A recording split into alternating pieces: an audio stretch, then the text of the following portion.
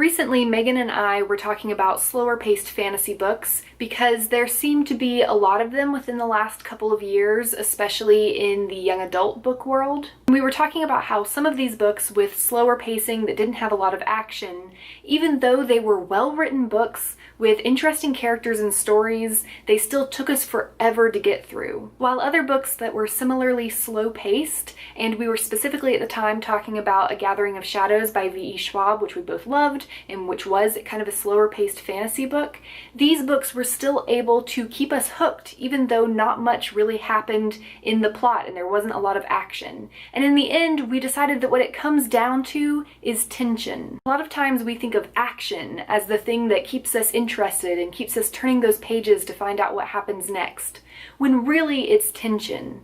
Think about it, there are plenty of cute contemporary romances where there's no fighting, there's no battles, there's no big evil guy trying to destroy the world, but you still can't put it down. Or you have things like the Transformers movies, which I am not a fan of, even though there was constant action and fighting. I just don't really care. There's not any stakes. It doesn't make me want to keep watching it. I'm just watching robots fight each other.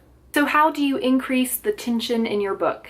My favorite place to add increased tension, especially if it's a slower paced book that doesn't have a lot of action and fighting and good versus evil, is between your characters. And this doesn't have to just be between your hero and your villain. Even among a group of heroes or good guys, you can have tension when the characters have different goals, or when they're willing to do different things to accomplish those goals. Think of Katniss and Gale in the Hunger Games series. From the very beginning, there is a small hint of tension in that first scene between them when they disagree about running away.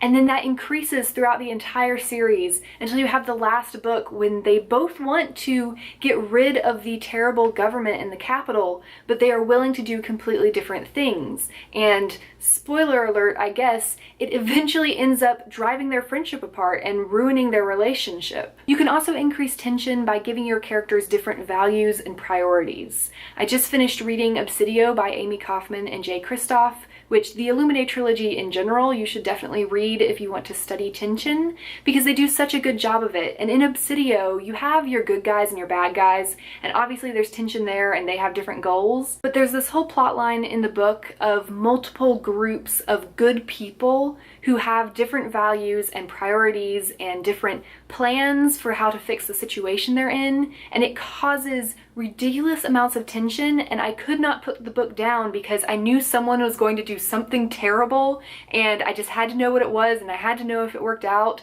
and I had to see how everything blew up in their faces. A common way to add tension to your book is to add romantic tension. If you've got a romance in your book, amp up the tension between those two characters. This is one of the places that A Gathering of Shadows did really well at increasing tension, because there are two love interests who spend most of the book apart, and the entire time as the reader, you're just waiting to see if their paths are going to cross, and they keep barely missing each other or not noticing each other in the same room, and you're just waiting for them to talk to each other again at least. And of course, you can always increase the tension in the conflict of your book. You can't really have a book without conflict and tension there, and even if you don't have action, there can still be more tension in the plot and in the conflict. Put your characters in bad situations that they have to fight or sneak or trick their way out of.